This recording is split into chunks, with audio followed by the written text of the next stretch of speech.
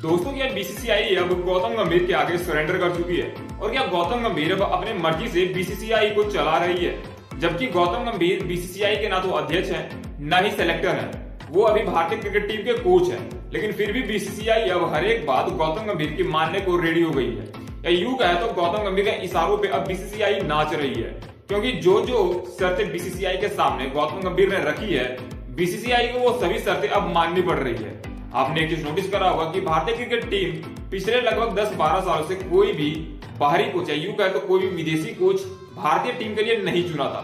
लेकिन साल 2024 में वो सब कुछ हमें देखने को मिल रहा है जो पिछले 10-12 सालों में देखने को नहीं मिला था। आपको शायद याद नहीं होगा, साल 2011 को आखिरी साल था जहां पे भारतीय क्रिकेट टीम में कोई विदेशी कोच थे। लेकिन साल 2024 में एक बार फिर से हमें बॉलिंग कोच मोनी मॉर्कल के रूप में देखने को मिल रहा है, वो भी गौतम गंभीर की वजह से।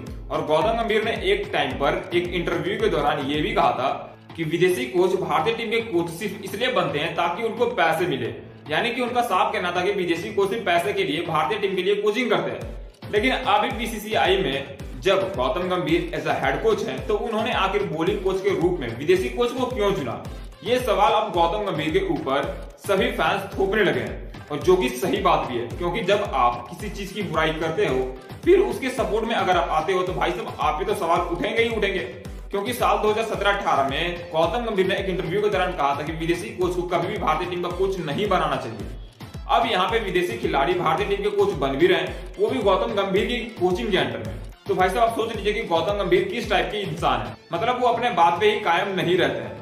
लेकिन हाँ, इससे एक बात तो क्लियर हो गया कि बीसीसीआई गौतम गंभीर के इशारों पे नाच रही है। अब मैं ऐसा क्यों कह रहा हूँ कि बीसीसीआई गौतम गंभीर के इशारों पे नाच रही है, तो उसके लिए मैं कुछ पॉइंट आपके सामने रखता हूँ। सबसे पहला पॉइंट ये कि 2024 T20 वर्ल्ड कप की ट्रॉफी को जीतने के बाद विराट कोहली और रोहित शर्मा दो ऐसे खिलाड़ी थे जो कि रेस्ट पे गए थे, और उसी समय बीसीसीआई की तरफ से एक नए कोच का नाम अनाउंस हुआ जो कि भारतीय टीम के बने, और वो थे गौतम गंभीर। और उन्होंने रेस्ट पे गए हुए खिलाड़ी जो कि विराट कोहली और रोहित शर्मा थे उनको वापस बुला लिया, और उन्होंने कहा कि विराट कोहली और रोहित शर्मा श्रीलंका के खिलाफ सीरीज खेलेंगे। और जबकि बीसीसीआई को यह बात पता है कि विराट कोहली और रोहित शर्मा रेस्ट पे गए हुए हैं, उन्होंने इस बात को नकारा नहीं और गौतम गंभीर की बात को मान लिया, और वो भी गौतम गंभीर का साथ देने लगे। और उन्होंने भी कहा कि विराट कोहली और रोहित शर्मा को अब ये मुकाबला खेलना पड़ेगा, या यूं कह दो श्रीलंका के खिलाफ सीरीज खेलना पड़ेगा। और आखिरकार रोहित शर्मा और विराट कोहली को वो सीरीज खेलना पड़ा।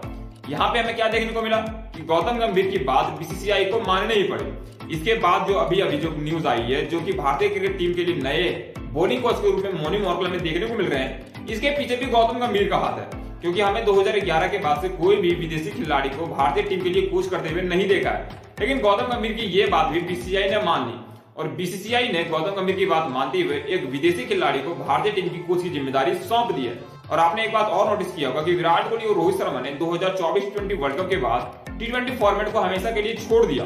वो भी किसकी वजह से? गौतम गंभीर की वजह से। क्योंकि गौतम गंभीर ने यह कहा था कि वो विराट कोहली और रोहित शर्मा को अब T20 की टीम में देखना नहीं चाहते हैं, और बीसीसीआई के प्रेशर के कारण रोहित शर्मा और विराट कोहली ने उस फॉर्मेट को भी छोड़ दिया।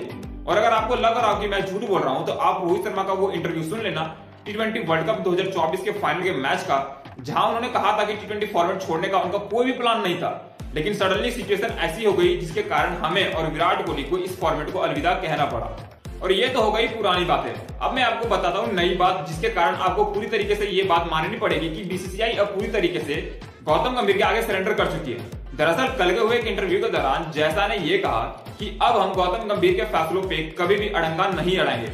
वो इसलिए क्योंकि वो अभी भारतीय टीम के कोच हैं, और वो जिस तरह चाहे भारतीय टीम को लीड कर सकते हैं, और हम इसमें दखल बिल्कुल भी नहीं देंगे। वो चाहे तो किसी भी प्लेयर को टीम से बाहर कर सकते हैं, वो चाहे तो किसी को भी टीम के अंदर ला सकते हैं, वो चाहे तो किसी को भी कोच बना सकते हैं, और वो चाहे तो किसी को भी कोचिंग से हटा सकते हैं। यानी कि यहाँ से तो हमें एक बात क्लियर हो गया कि बीसीसीआई का साफ कहना है कि अब वो किसी भी हाल में गौतम गंभीर की फैसलों पे नजर नहीं रखेंगे, या यूं कहे तो उनके फैसलों पे कोई अड़ंगा नहीं डालेंगे, और अब बीसीसीआई उनके हिसाब से ही चलेगी। और उन्होंने ये भी कहा कि अगर किसी प्लेयर को हम भारतीय टीम की जिम्मेदारी देते हैं तो हमें उनकी बात माननी ही होती है, और हम उनके फैसले को कभी भी टाल नहीं सकते। और इन सभी बातों को सुनने के बाद, या फिर कहे तो जानने के बाद, एक बात तो क्लियर हो गया कि बीसीसीआई अब पूरी तरीके से गौतम गंभीर के आगे झुक चुकी है, या यूं कहे तो उनके आगे सरेंडर कर चुकी है। हालांकि ये भारतीय टीम के लिए फायदेमंद होगा या फिर नुकसान करेगा, हमें तो नहीं पता। और आपका इस पर क्या कहना है, हमें कमेंट करके बता सकते हो। और क्या आप बीसीसीआई के इस डिसीजन से खुश है? हमें कमेंट सेक्शन में बता सकते हैं। मिलते हैं नेक्स्ट वीडियो में, तब तक के लिए जय हिंद।